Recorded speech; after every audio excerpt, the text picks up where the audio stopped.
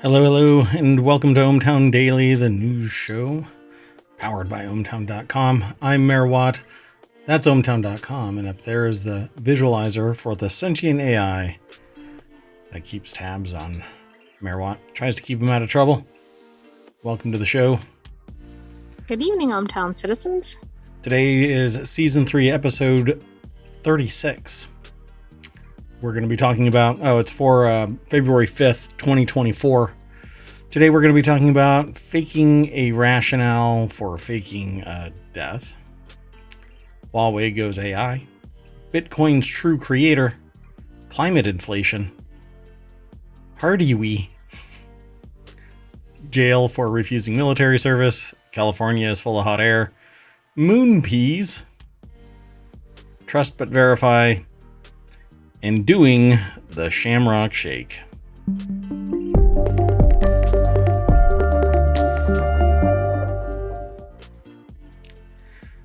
All right, so Mayor Watt is back in town and doing the daily show thing, but still hasn't gotten into his time machine to go back and fix all of the days that are missing from our timeline, which means the podcast is stalled until I do that. So hopefully tomorrow I will be able to get all of these out. Maybe I'll just stay on tonight and do some more episodes, but we'll see.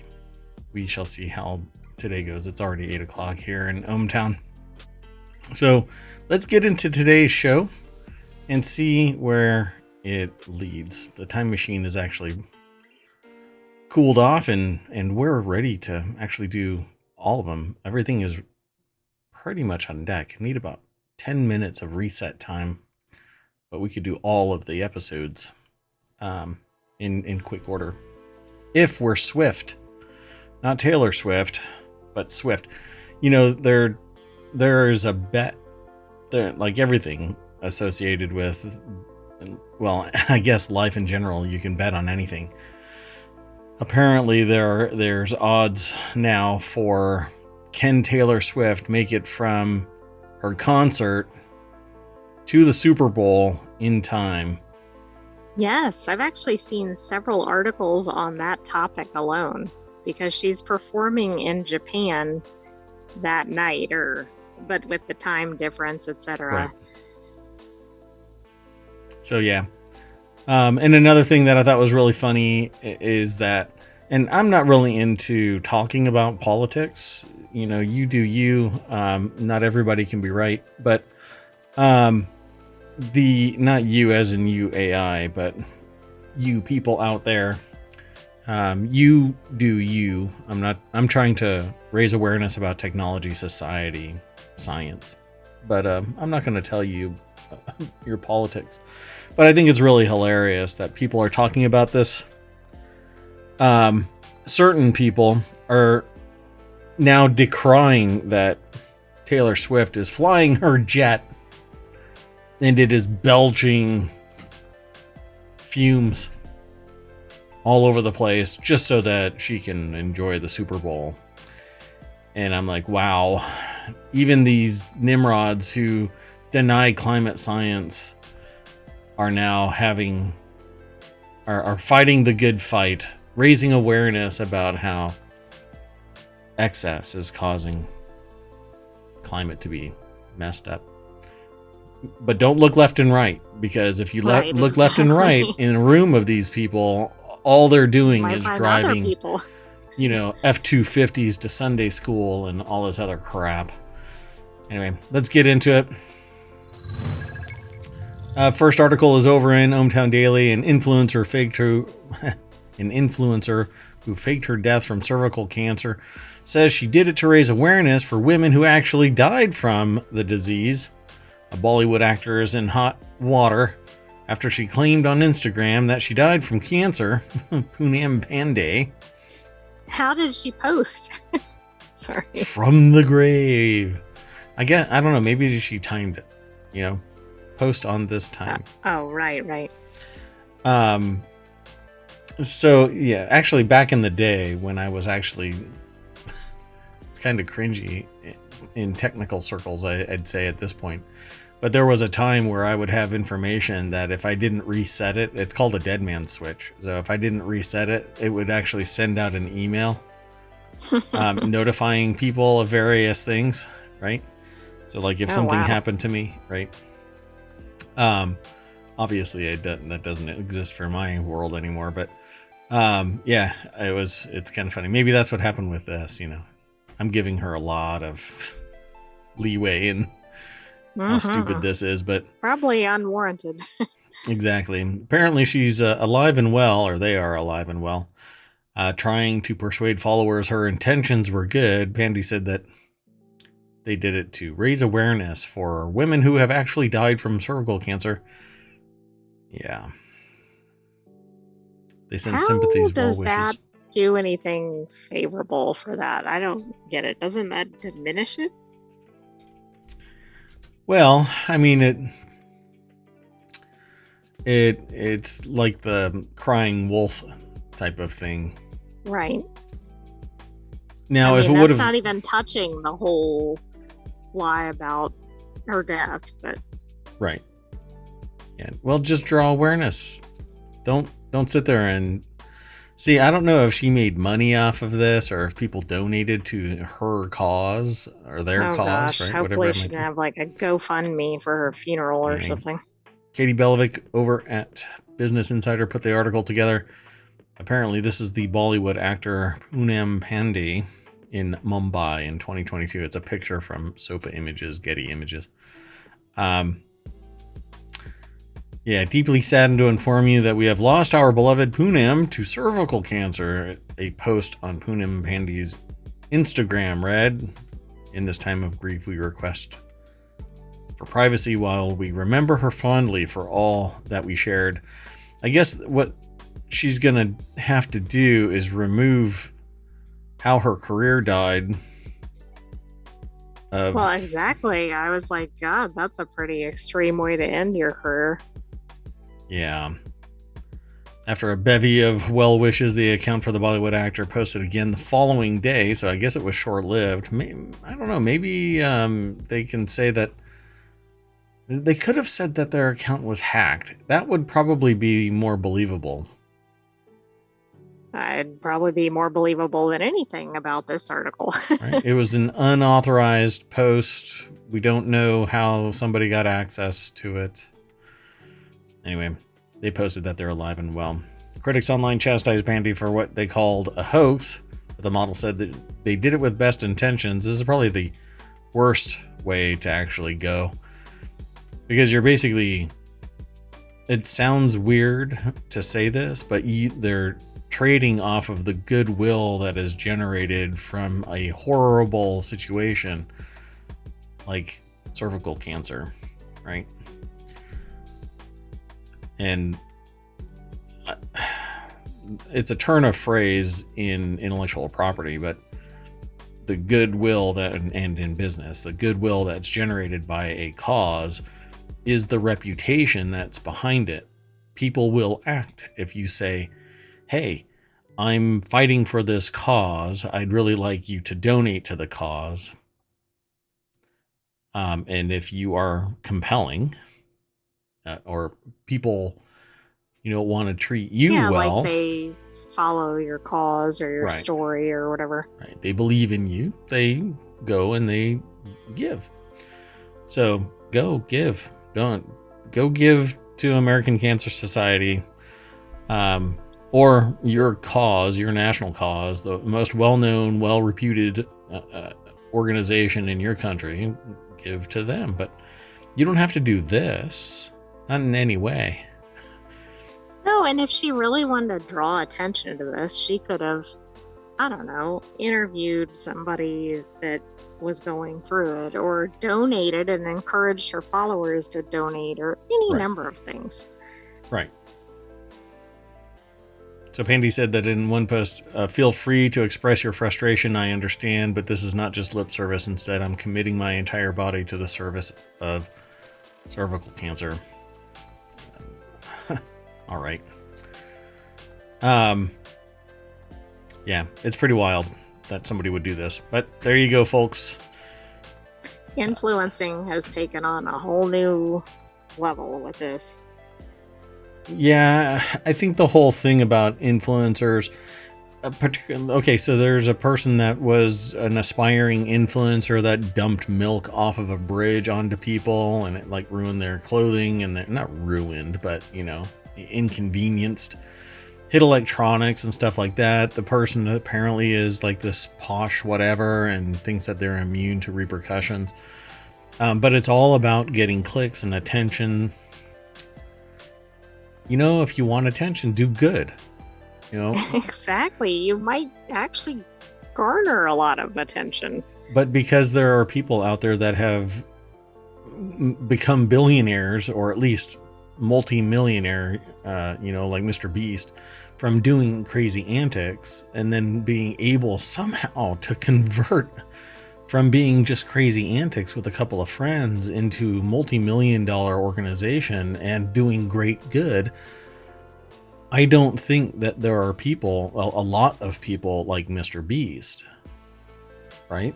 Right. The rest are sociopaths who aren't doing necessarily good. They're doing great harm, trying to be Mr. Beast famous. And I'm not trying to tie Mr. Beast to any of this stuff, but that's how you start out. You start out with crazy antics and you end up, fake it till you make it. But I'm always astonished by, reading about Mr. Beast and others that have risen to great fame. They're basically famous for being famous, right? Yeah, exactly. But then they some do really good deeds, good things with it. Exactly. Yeah. So, but this is just stupid. Let's keep going. This next one is going to be pretty quick. It's over in ohmTown Daily. Huawei just retasked a factory to prioritize AI over its best-selling phone.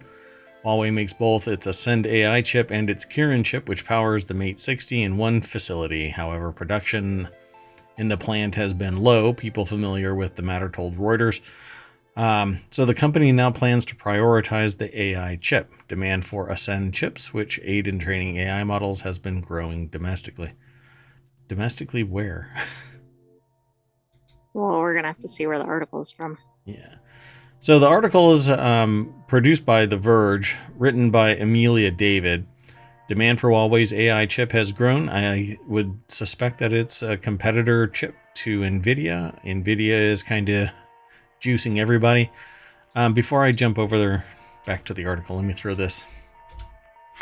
Oops. So, boom.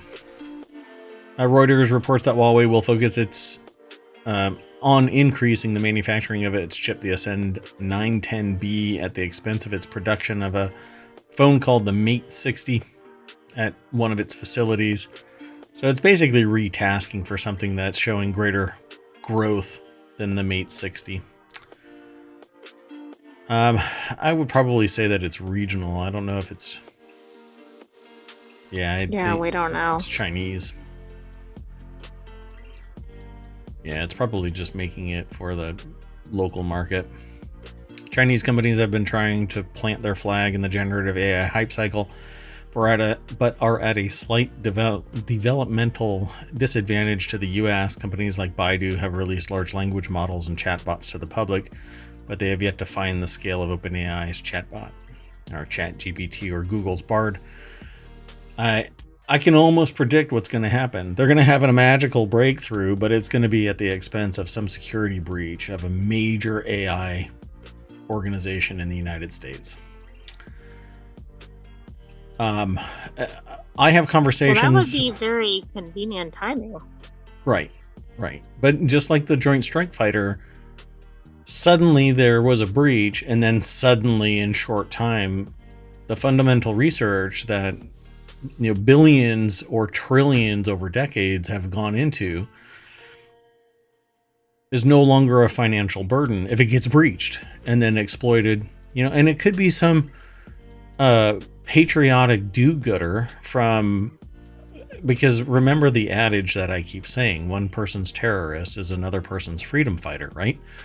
So we think that somebody that's hacking the US is a terrorist.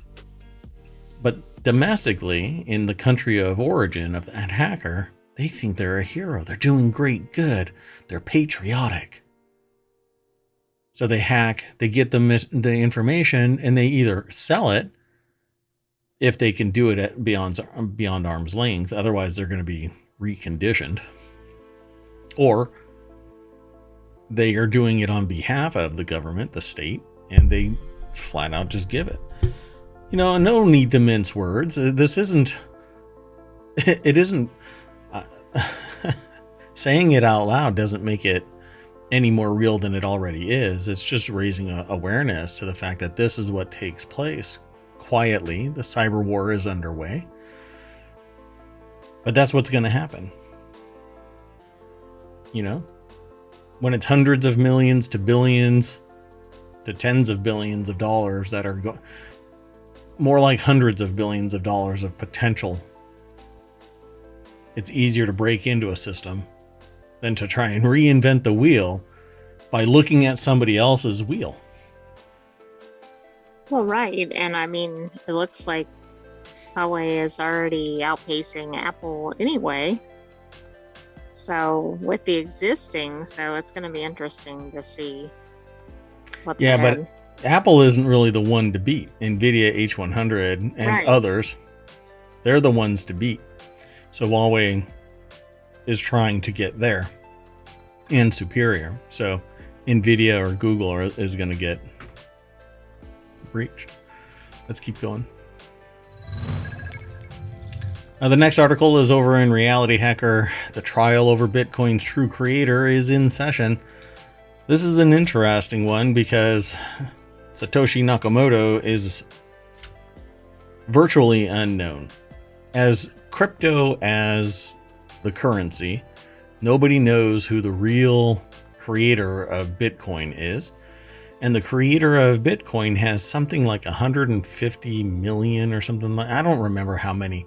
Some unbelievable amount of cryptocurrency in their coffers, right? They held back a certain amount, but they seeded a bunch of people with cryptocurrency so that it would gain traction. It was right. The first. It's not going to work if only one person has it, I guess. Right, and it used to be less than 10 cents for a Bitcoin. Its translation.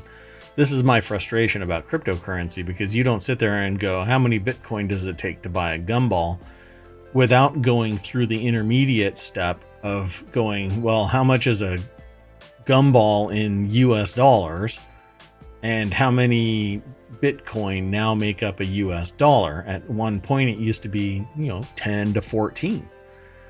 And then somebody bought something with it and it goes tick. Oh my gosh, Bitcoin is worth a lot more now. Then somebody buys a pizza, somebody buys a car, somebody buys a house with Bitcoin, and then the people lose their freaking mind. Oh my God, I've got to be part of this. The fear of missing out, and YOLO, you only live once.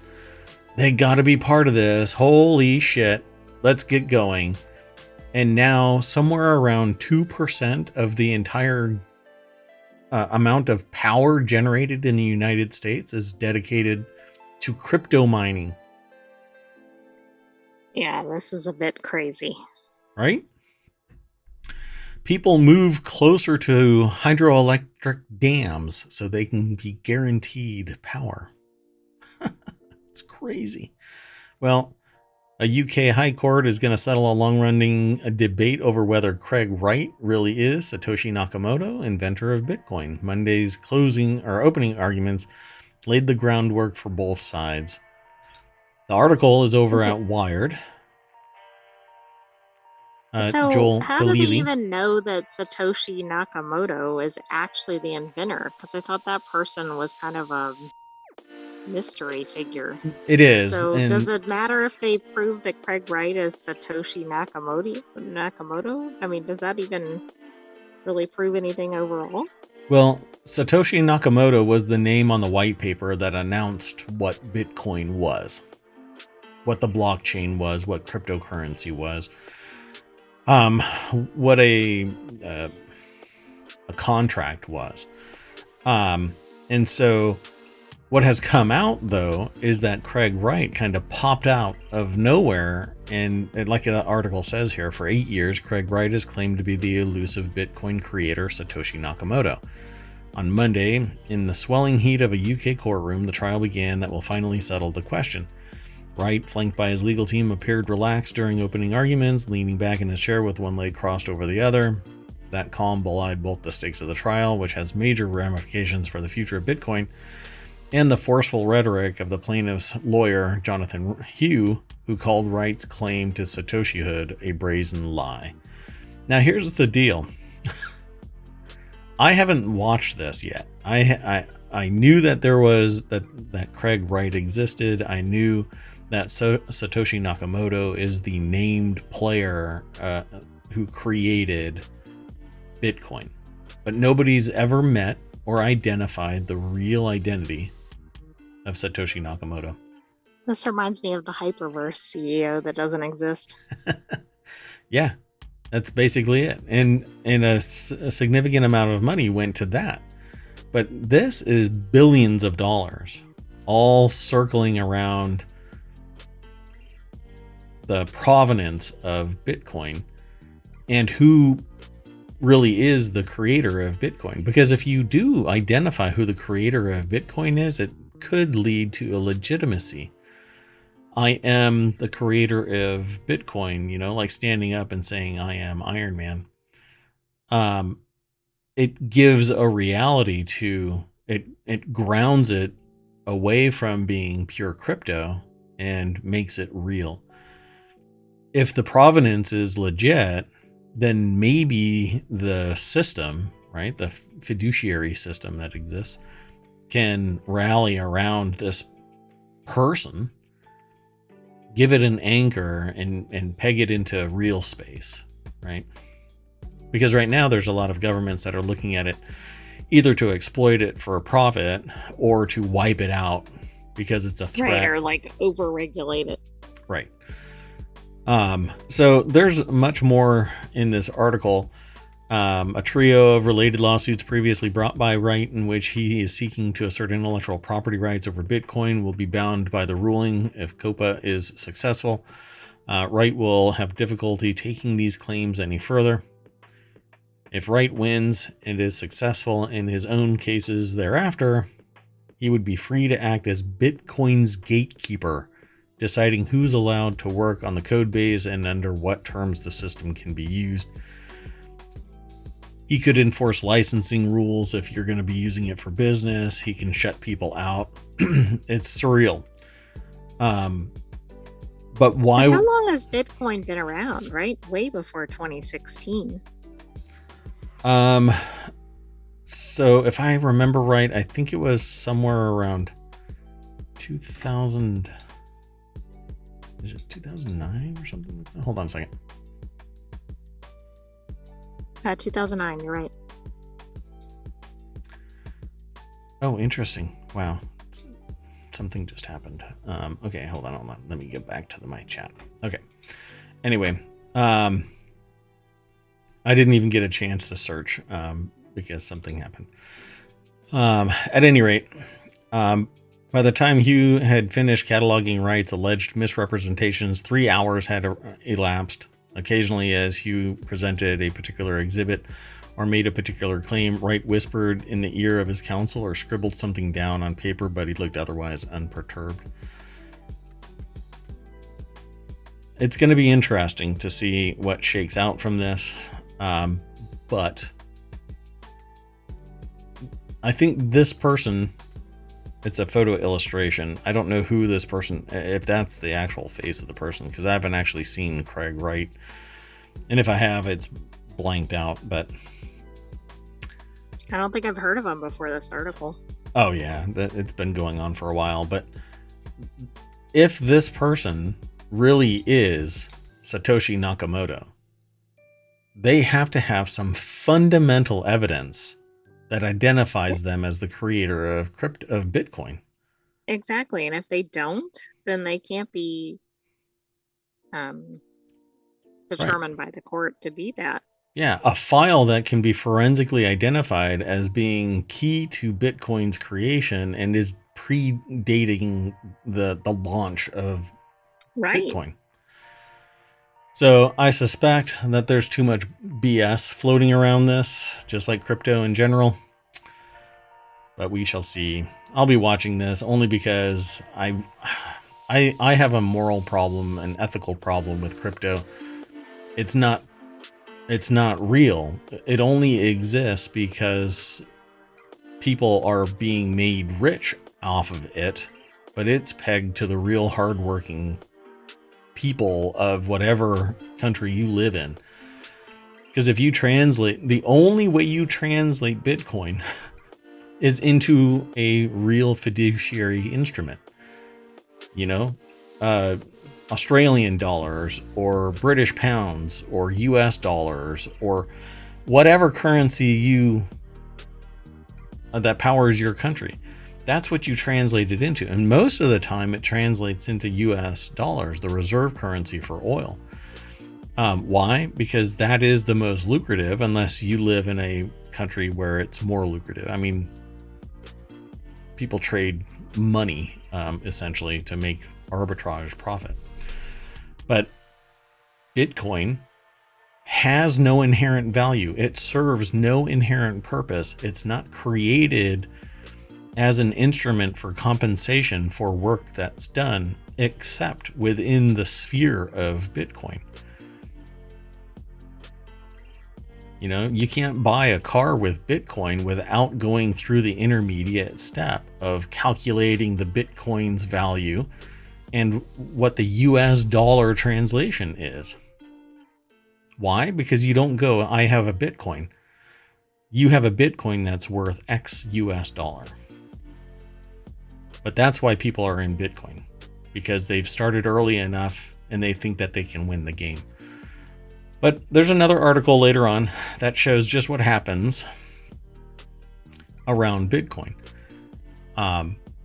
In that it's, let's just say it's unstable, just like perhaps anybody who started it. Whether or not, that's pretty great. Why hide? Why call it Satoshi Nakamoto and then hide for a decade? Yeah, You know? I don't really see it. I don't buy into it either. Let's keep going. The next article is over in the Mobile channel. In a warming world, climate scientists consider Category 6 hurricanes. This is some serious rough trade here.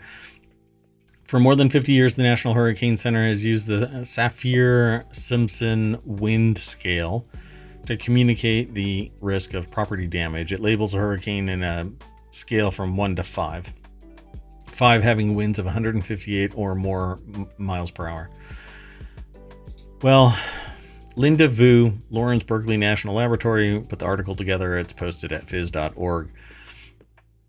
As increasing ocean temperatures contribute to ever more intense and destructive hurricanes, climate scientist Michael, Weiner? Yeah, Weiner of Lawrence Berkeley National Laboratory, Berkeley Lab, and James Cosson of the First Street Foundation wondered whether the open-ended Category 5 is sufficient to communicate the risk of hurricane damage in a warming climate. Now,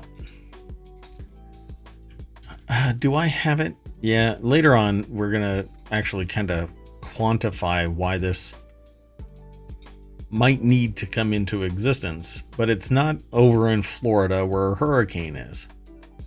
No, and it might not even really be associated with a hurricane. So they investigated and detailed their extensive research in a new article published in the Proceedings of the National Academy of Sciences, or PNAS. I really wish they'd change that name. You want to write to them and suggest a different name? My God. Where they also introduced a hypothetical Category 6 to the Saffir-Simpson wind scale, which would encompass storms with wind speeds greater than 192 miles per hour. Yeah. Which would have seemed ridiculous probably 10 years ago. So what's Not really so much interesting... now. I'm sorry? I said not so much now. Yeah, right? I mean, it seemed fantastical, but look, we've made it happen. We are our worst enemy. Anthropogenic global warming, human-formed global warming, climate change in general, has significantly increased surface, ocean, and tropospheric air temperatures in regions where hurricanes, tropical cyclones, and typhoons form and propagate. On one side of the planet, they're hurricanes. On the other side of the planet, they're tropical cyclones and typhoons, providing additional heat energy for storm intensification, aka climate inflation. We've basically now have another tier to worry about. And what's really interesting is, to me, it makes it sound like it's just another level of insurance. So Right. if you live in a place that actually brushes up against Cat 6 hurricanes, you're going to be paying a massive premium rate for... Worse, you're not going to get insurance. Which, based on what I've read over the last maybe 2 weeks, the last remaining insurance company in Florida is actually divesting its assets. But I don't know who it is that it's divesting it to if nobody wants to play ball in Florida. Well, I don't know how anybody's going to buy property in Florida if there are no insurers, because that's usually a requirement. Yeah, I mean, you have to have it. Or, Florida is just going to be the ultra rich that's fully capable of just paying it back or rebuilding because they're exploiting profiteering in so many other places and not paying taxes. But that's okay. So tropical cyclone risk messaging is a very active topic, and changes in messaging are necessary to better inform the public about inland flooding and storm surge phenomena that a wind-based scale is only tangentially relevant to.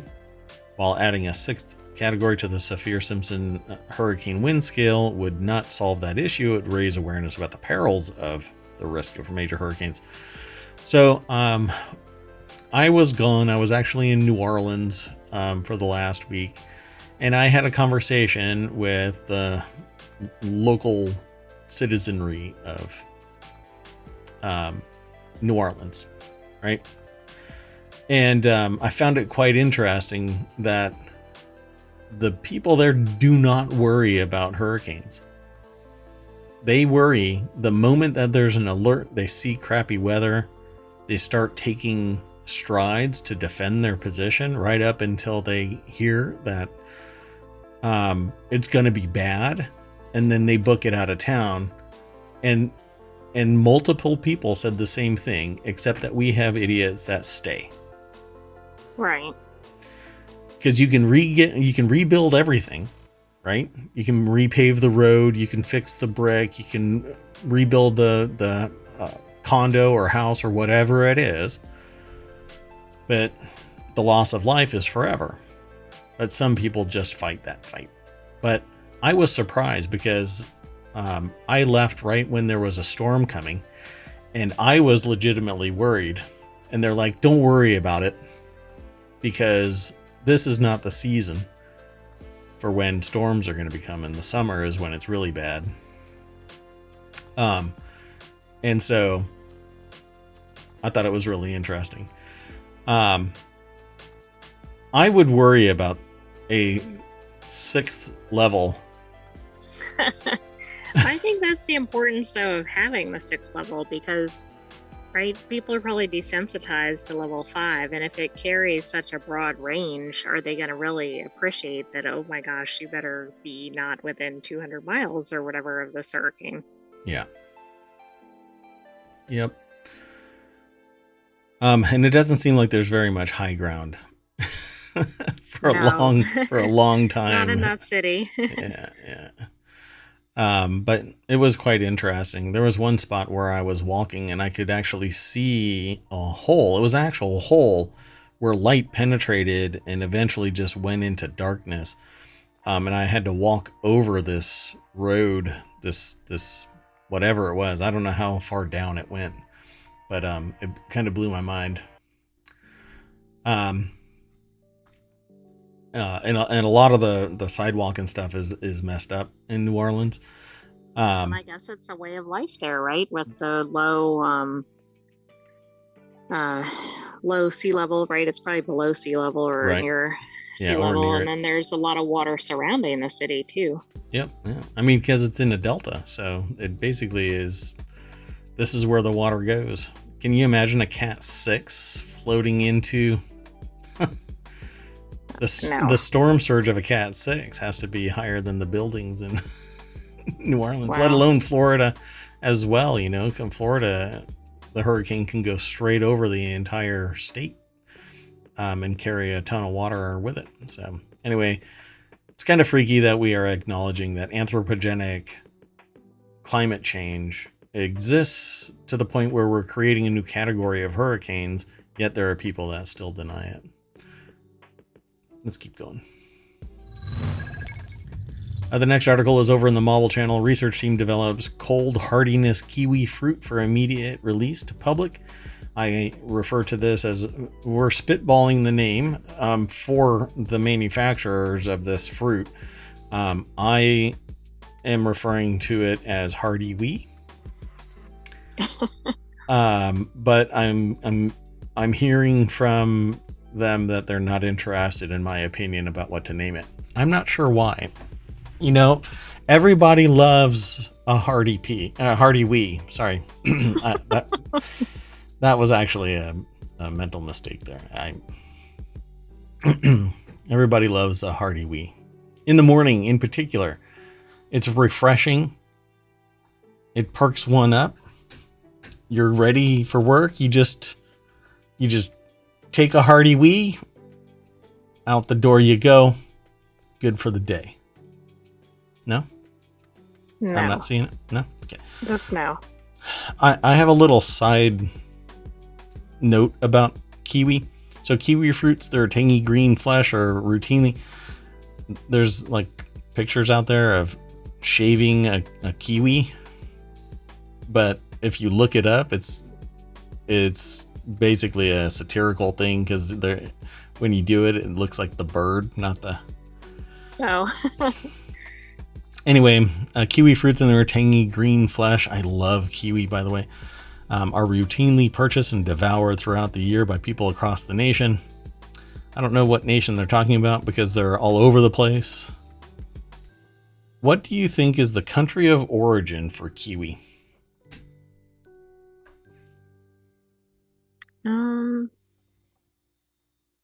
Maybe somewhere in the Caribbean. I'm really not sure where they're from.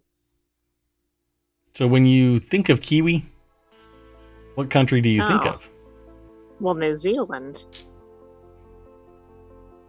So do you think that's where they're from? No. Wait. Are you saying that because I front-loaded it so well? I'm saying that because I don't think they're from New Zealand. And why don't you think they're from New Zealand? Because they seem too tropical. Then New Zealand?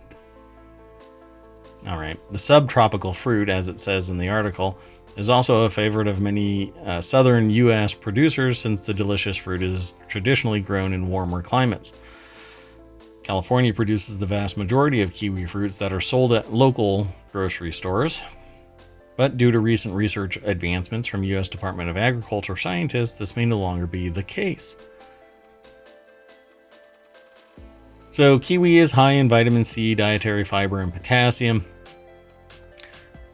Oh, little side note, because everything is associated, you know how I think, right? Associated thinking. Let me throw this link into the chat. There you go. You know, if you go to... People give Taco Bell some really bad rap, right? They're like, oh my God, it messes up my stomach and all that kind of stuff. You want to know why it messes up your stomach? Because you don't have enough dietary fiber. There's fiber in Taco Bell food. So anyway, you're getting a big blast of dietary fiber. Anyway, vitamin C, dietary fiber, potassium. Subtropical fruit is also a favorite of many southern U.S. producers. It was not a snap decision. The research that created this Hardiwi, that's not their real name. It's a hardy we kiwi. need to get away from that. I'm sorry. But no. The research actually began in 1995 when scientists from the Agricultural Research Service's Appalachian Fruit Research Service planted a second-generation seedling that originated in Rome, Italy. So do you think that's the origin of kiwi? No. Only 2 vines survived the cold winter temperatures between 1995 and 2015, with a record low temperature during the period of negative 5.8 degrees Fahrenheit. What does that remind you of? Where you plant a bunch of stuff, you evaluate it, and then you continue. Mendel's pea plants? Mendel's pea plants. So this is fundamental basic genetic research built around seedlings, and then you take the vines, Tango and Ombre. They were planted and evaluated by the AFRS orchards before a new crop proved that these particular cultivars could grow and thrive in traditional mid-Atlantic and northeastern winter climates. So pulling them from the heat into the cold, and they still flourish. Why? Because they had stronger genetics for cold climes, all born from the fact that there was a record low and one plant survived. So in a recently published study, researchers noted that both vines grew vigorously and received little pruning before bearing fruit. There was also no need for supplemental irrigation, fertilizer, pesticides, or a warm climate for growth. The findings are in Hort Science. That's a pretty name. Well, that's interesting. You wouldn't even think it would grow in a colder climate. So the bummer... Man, I really need to get away from this channel. It keeps repeating the same 5 songs. It's actually kind of killing me here. Hold on a second. I'm sorry. We'll just do that. You know, I thought I was hearing the same song earlier, but... Yeah, you did. And I moved it onto another song, and then it replayed the next song. I don't know what's going on. Anyway, sorry about that, everybody. So... the only bad thing about this is that it's going to be commercialized, even though it was fundamental research from an organization that gets public money. So I hope that it isn't going to be locked down. But I've seen this, it just is what it is. Anyway, the cultivar isn't currently found in the grocery store, he said research biologist scientist Chris Dardick. The flesh and texture is very similar to the kiwi fruit that people already enjoy, and so is the flavor. It's easy to grow, extremely pest and disease resistant, and readily available for use by producers and nurseries in colder climate conditions. Tango's fruit yields high quality in terms of size and soluble solids, and are comparable to the commercial A. Deliciosa cultivar Hayward. It can also remain in cold storage for extended periods of time. So, and then the pollinizer Ombre is not patented and can be publicly available upon request. So that right there is the main thing that I wanted to see. So do you think that's a good thing? As long as nobody finds a way to patent it. The female kiwi plant... probably make a variation on it and then try to patent it. So without the female component, you're not going to get the same level of hardiness, but they've patented the female kiwi plant. And it can be distributed to nurseries or producers once they obtain a licensing agreement. So that's what I did not want to hear. So that sucks. But it is what it is. If y'all want to go out there and fight the good fight and change the way things go. The way that I see it is, if you receive public money for your research, then I think that it needs to be made public. Limited qualities of budwood and or plants from Tango and Ombre are available upon request for evaluation, but the terms usually are that you have to return them or destroy it. And if you're ever found out to actually be growing that cultivar, you'll be prosecuted. It'll be a civil action, but it can put you in the poorhouse. Because bioscience and IP and litigation is no joke, my friends. But here's to the Hardiwi in the morning. They need to come up with some better marketing. They're not. It's not their marketing. It's all me. Just want to let everybody. I want to be abundantly clear that it's me that's pushing the name Hardiwi in the morning. Oh, I was very clear on that. Okay. All right. Just want to. South Korean man. Oh, this next article is over on the Warcrafters channel. Let me throw that into the chat. Everybody needs a Hardiwi in the morning. It just flows. Come on. Are you telling me that you wouldn't love to see late at night everybody remember to have a Hardiwi in the morning? And then the next morning, you go downstairs, you have a Hardiwi. I mean, just no. And some coffee. Anyway, South Korean man jailed for refusing military service after admitting he loves PUBG. Well, PUBG Battlegrounds, it's a game. Which makes the court question whether his conscientious objection is authentic. So they put him in jail for 18 months. Green man who refused to attend military service after being drafted, as reported by the Korea Herald and spotted by Games Radar Plus.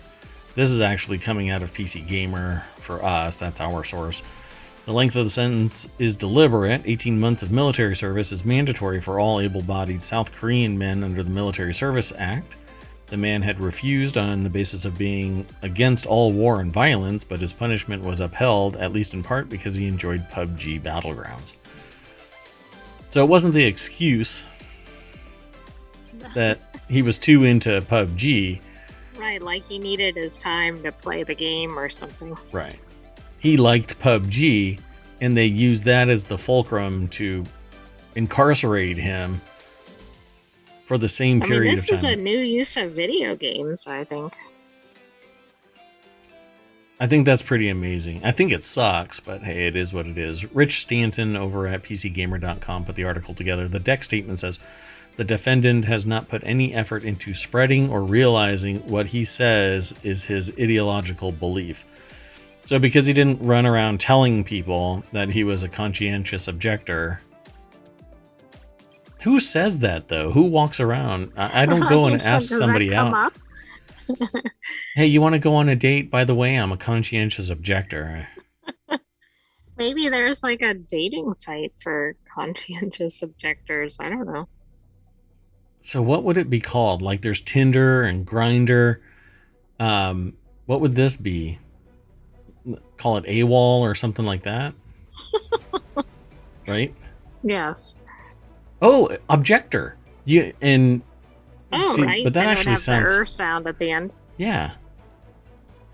And you have to shorten it by removing a bunch of letters. It's OBJR. Got it. But you don't have that hard K in there, the objector. So you have to. We'll bounce that around. You know what? We'll have a Hardiwi. Damn it. Maybe there is a flaw in my marketing. We'll have a Hardiwi, and we'll bounce this one around as well. We'll noodle that, and we'll try and market it. It's okay.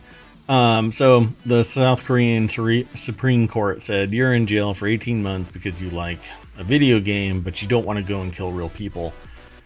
Because that makes sense. Right. Look, we had enough with this fake killing in the video game. Right. Look, if you can kill a bunch of pixels, then you can delete people in the real world. Oh my god, I just figured it out. Maybe he was really good at this game. Like he was like the high scorer, and they're like, we really need this person. He's the South Korean Ender. Right? Brilliant tactical mind. Saves the solar system from, what was it? Kilrathi, I think it was, right? Kilrathi. Anyway, I don't remember Ender. Anyway, the defendant admitted that he frequently enjoyed playing the game Battlegrounds, which is about killing characters with guns in a virtual reality. Reads the judgment. I called it exactly what it is. The video game is different from reality, but the fact that the defendant, who says he is rejecting military service based on his personal opposition to violence and war, enjoys such a game makes the court question whether his conscientious objection is authentic. No. He's a conscientious objector. He doesn't want to kill real people. you can find it morally repugnant to delete real human beings, expunging their soul from the dimension of reality, and still enjoy. Yeah, I don't think that there's Harry Potter, but I like playing the game Hogwarts. Right, but you might not really want to face off with a. Voldemort, for crying out loud. Thank you. Oh, I said his name. Damn it. Say. I know. What are you doing? I said, yeah, come on in. Ah!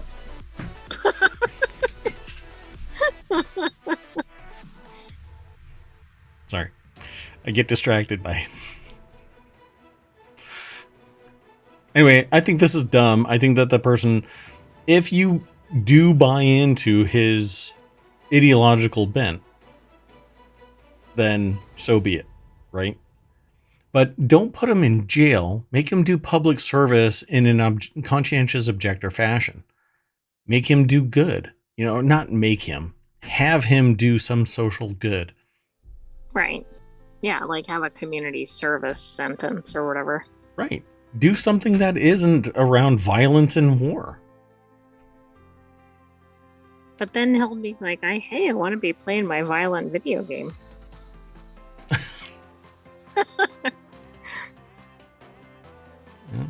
Okay, well, I don't know. Not everybody has to go out and delete human beings, okay? I think it's just kind of twisted. Ridiculous. I'm just arguing it. You have to make everybody go out and delete human beings. That's what makes a man.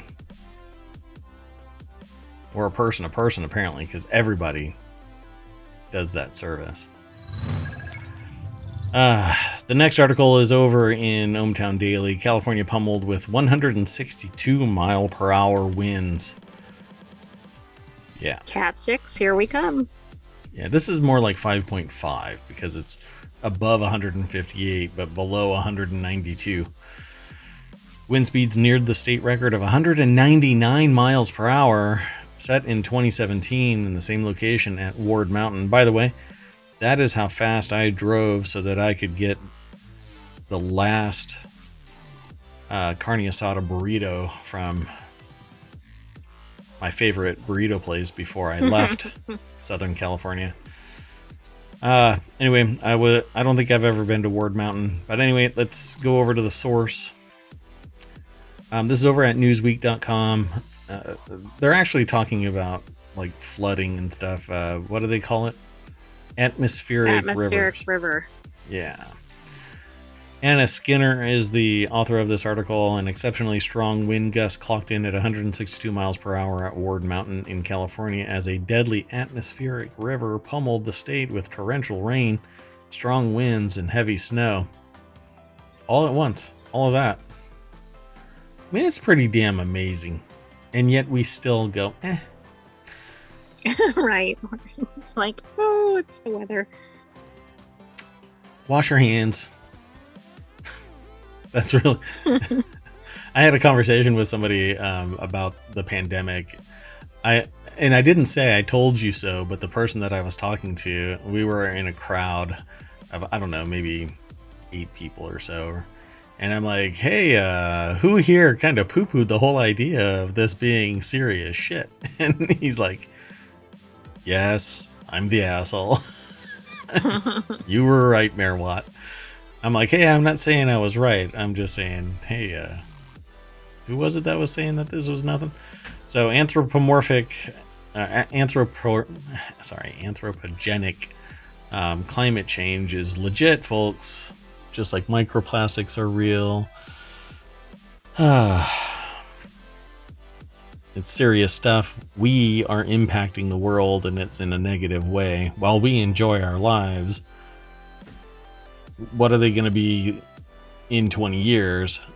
The people that I talk to every day, I say, don't think about 5 years from now, because 5 years from now is a drop in the bucket of your life. Planning too close. Atmospheric rivers are defined as long, narrow regions in the atmosphere, like rivers in the sky, that transport most of the water vapor outside of the tropics, according to the National Oceanic and Atmospheric Administration, aka NOAA. More than a dozen atmospheric rivers battered the state last year, largely eliminating drought, but creating severe problems such as flooding and mudslides. I don't really buy into the solving drought portion of this. It'll be short-lived. Yeah, and I'm afraid it's going to send people the wrong message, right? Like we don't have to conserve water, etc. Right. Because the major consumers of that water are commercial in a desert setting where it's not efficient to use water, so they have to consume a metric shit ton of it, and then you're back in the drought format because it doesn't get refilled properly. Well, nearly 500,000 people here were without power as of Monday afternoon as the storm had raged on. The number of those without power neared 1 million overnight on Sunday, according to a social media account. It says Roz alerts, but yeah, okay. Anyway, kind of a bummer about what's going on. The state of emergency was declared for Los Angeles, Orange County, Riverside County, San Bernardino, San Diego, San Luis Obispo, Santa Barbara, and Ventura counties. That's pretty much all up and down the... Yeah, it was like, isn't that kind of like the whole coastline, at least up to Central California? It's basically Central California and down, yeah. I mean, they kind of missed, I don't know, San Francisco, and that's it. Right.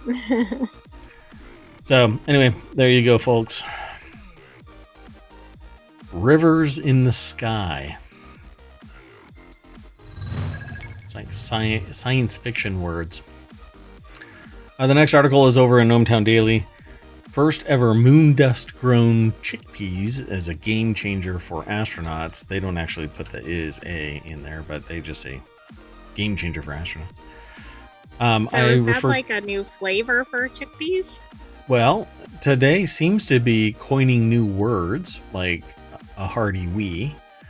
And I am referring to these as moon peas. It's kind of a riff off of moon pie, but because it's chickpeas, and I think this has some gender bias. I'm actually trying to move away from chickpeas. Come on, I mean chickpeas. Oh my goodness. Food sustainability is one of the most significant barriers to long-term space travel. So if you're going to have potatoes, you might as well have moon peas.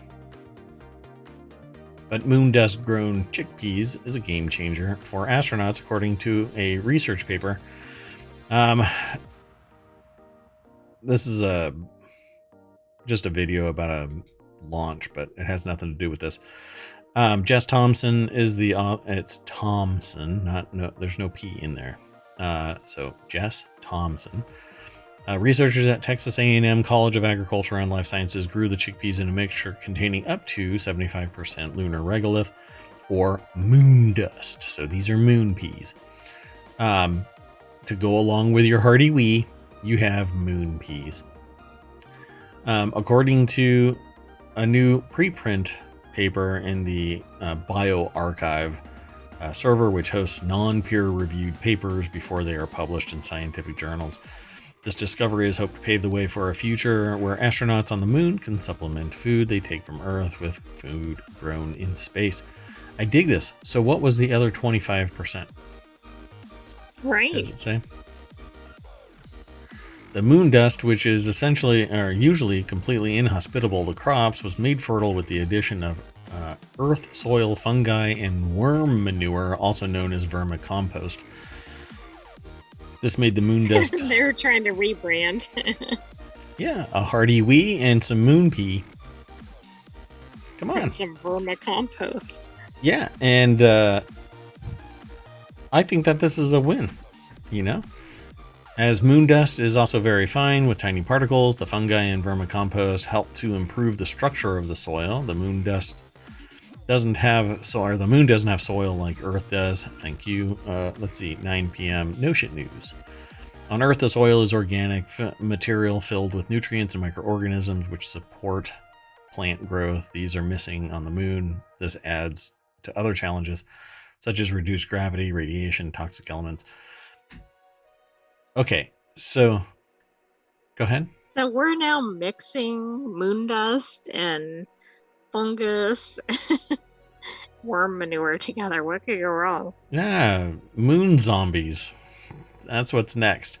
There's going to be a worm that survives. It's not going to be purified worm manure, and it's going to consume some of that fungi and a little bit of that moon dust, and it's going to start eating human beings.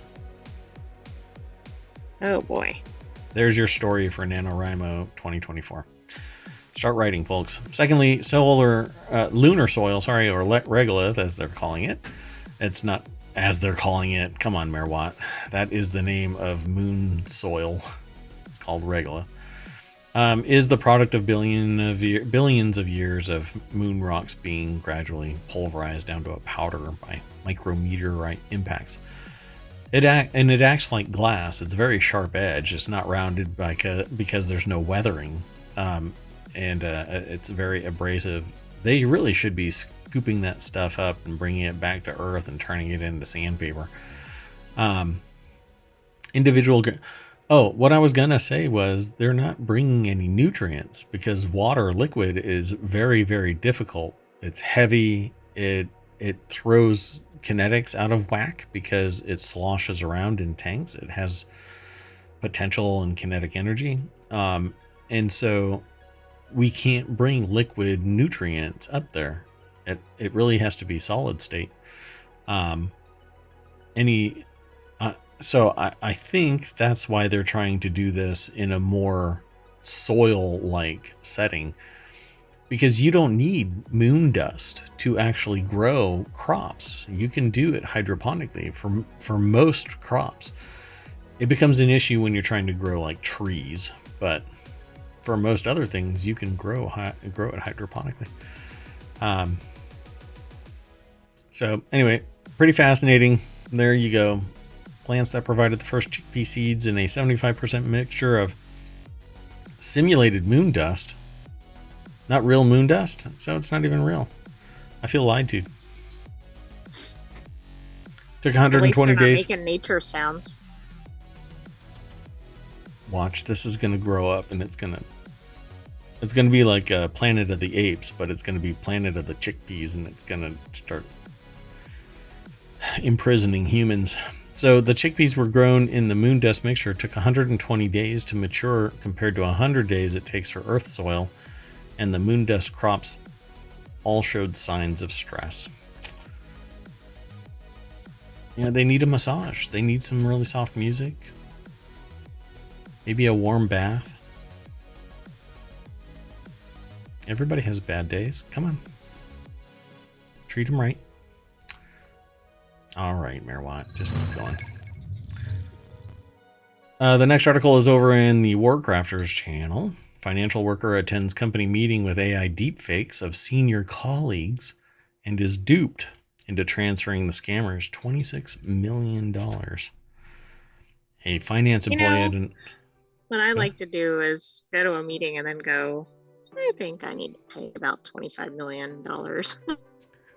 See, the weird thing about it is there's just this has to be bullshit. Like, I didn't know I was sending it to AI deepfakes of senior colleagues.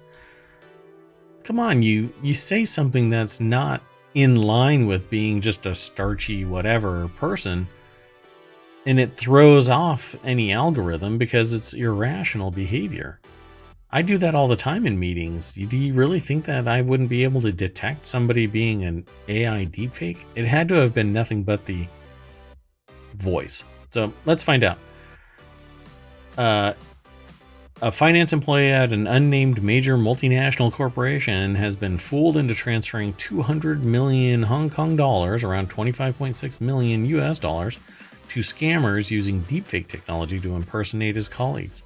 The AI-created simulacra of the man's fellow workers included a deepfake of the company's chief financial officer, and Hong Kong police say that the scam took place via a video conference call.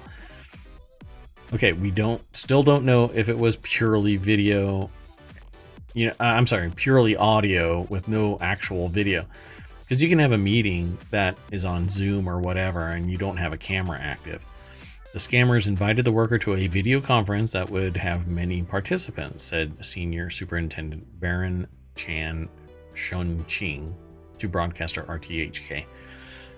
So, Rich Stanton put the article together for PC Gamer. The deck statement says, you knew it was coming. Yeah, of course. But we've talked about this stuff. Trust but verify. Yeah. I don't know. So what do they say in this article? I know, right? I become apoplectic here. Blah, blah, blah. Turns out that everyone the worker saw was fake. So they actually saw people, because the people in the video conference looked like the real individuals concerned. The worker made 15 transactions as instructed to 5 local bank accounts, which came to a total of $25.6 million. Chan is from the Hong Kong Police Cybersecurity Division, and as regards the deepfake technique that was used, says, I believe the fraudster downloaded videos in advance and then used artificial intelligence to add fake voices within the video conference. He said the incident began in January when the worker received a message purporting to be from the company's UK-based CFO. The message invited him to a video call to discuss a confidential transaction that the company had to make. If you're thinking, well, there's your red flag, so did the victim. The worker was suspicious of the message and thought the whole secrecy of the transaction indicated this might be a phishing attack. Unfortunately, the worker allowed their doubts to be assuaged and, once on the video call, were convinced that the video and audio deepfakes of several colleagues were the real deal. Okay, so it's like, I think this is suspect. Are you legitimate? Right. Yeah. You ask the wolf if they're going to eat any sheep. No. No. And I run into this from time to time where people want to give me data, and I'm like, I don't want your data. I want to see me pull the data. You know, I want my data because I don't necessarily trust what you are feeding me. And I can't advise based off of whatever you have chosen to throw into a spreadsheet. Of course, I've also seen people take screenshots of spreadsheets and paste them into Excel instead of copying. Never mind. So Chan also offered an interesting, if more low-level example of how deepfake technology can be used in the region by talking about stolen identity cards. If you live in Hong Kong, you have to have a mandatory identity card, a HKID, from the age of 11. And this government document is necessary to do practically anything. Chan said 8 stolen HKID cards, all of which had been reported as lost by their owners, were used to make 90 loan applications and register for 54 bank accounts over a period of 3 months last year. During at least 20 of these application processes, deepfakes of the HKID cards' owners had been used to fool facial recognition programs. If people would put that much effort into doing something legitimate... Exactly. It's amazing. Absolutely amazing. All right, let's go on to the last article for today. The McDonald's Shamrock Shake returns earlier than expected to the delight of fans. According to this article, the much anticipated Shamrock Shake is making its return starting today, Monday, February 5th. This year's launch precedes last year's by more than 2 weeks, offering an early treat to shake enthusiasts and showing the popularity of the St. Patrick's Day favorite. I think this is interesting because it's before the next major holiday, right? Like it's before Valentine's Day. Right. I mean, I know that has nothing to do with St. Patrick's Day, right? But it's like the Halloween or the Christmas stuff showing up in Halloween before Thanksgiving. Oh yeah, I'm gonna be Santa for Halloween this year. Okay, I mean, you'll be right on trend. Yep. And I'm gonna hold a Shamrock Shake that I'm gonna leave in the freezer starting tomorrow. Since its initial introduction at select McDonald's locations in 1970, the Shamrock Shake... Wait, what? I thought it was a recent thing. Man, the AI didn't even witness the Shamrock Shake I just did. Yeah, apparently it's been around. It's evolved into a nationwide phenomenon. The Shamrock Shake became available across the United States in 2012, signifying its significant success and widespread appeal. So it's been in special locations since 1970, but not everywhere. So yes, you're right. It's only 12 years old nationally. Okay. The much anticipated Shamrock Shake, yeah, I saw that, is making its triumphant return starting today. So go out and get your Shamrock Shake. I might have to do that anyway. No, I can't. Anyway, boasting a mix of vanilla soft serve, which they probably can't actually call ice cream, and mint syrup, crowned with a dollop of whipped cream. The iconic shake was first sold by individual McDonald's beginning in 1970, but in 2012 it went nationwide and has been a huge hit. I agree. And they welcome back the Oreo Shamrock McFlurry for a short stint, a nod to the Shamrock Shake's 50th anniversary in February 2020. The dessert blends the classic shake with crushed Oreo cookies. It was great. Anyway, so it's going to... probably hard to go wrong with milkshakes, as long as their ice cream machine is working. That lawsuit's still going. It's pretty wild, right? All right. Well, everybody get back into the party bus with your Shamrock Shake. Don't spill it, please. That green mint stuff is hell to get out of the fabric. We bring you all the way back to the front page of ohmTown.com, where all of the news gets aggregated into this kind of news stream. It goes on and on and on, and you can actually go back to 2020. That's not when the show started, and I've actually trimmed several years off of my aggregation. ohmTown.com was actually created for me to manage my information overload, and I made it public a couple of years ago. Like fully public. It had stints where I opened it up, but I never really pushed ohmTown. But then I wanted to start ohmTown as a streaming platform. I wanted to bring each one of these channels. There's 50 of them. Actually, right now I think there's 47. I've got 3 that are offline. And I want to do shows. So Saturday and Sunday is Reality Hacker and the Continuity Report. We have 2 more on deck. Once I launch the podcasts for Continuity Report and Reality Hacker, we'll announce the next 2 that will launch. They'll be weekend shows. And eventually, the way that it'll work is we'll just be doing shows one after the other with about a 15-minute break in between, so that we can reset the studio for the next show and compartmentalize each one of the shows, the channels. So in the meantime, go over to ohmTown.com, become a citizen. This is our channel bot, Ohmatron, that interacts with the channel and with the website and with other things. We have Discord, we have Patreon, which hasn't been rebranded yet. There's TikTok. YouTube is growing. As long as I keep throwing content in there, it's growing. I have been incommunicado for almost a week, but I will make up all of those shows so that we have continuity, and the podcast will catch up as well. Right now, we're 6 days behind, but mayoral duties prevent me from doing everything everywhere all the time. With all that said, thank you very much for, if you're not here in the chat, hope to see you over in the Twitch chat. So it's twitch.tv/ohmTown.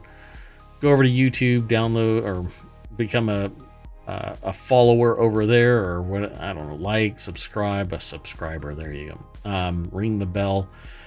Watch all of those videos. There's almost 800 of them over there. Same with the podcast. Yeah, soon there's going to be 2 more podcasts. Woo woo. Anyway, I'm Mayor Watt. That's ohmTown.com, and up there is the visualizer for the sentient AI from the future. You want to say, I'm outie? Good night, ohmTown citizens. It's a close approximation. We will see you tomorrow at 8 p.m. Eastern. See you then. Bye bye.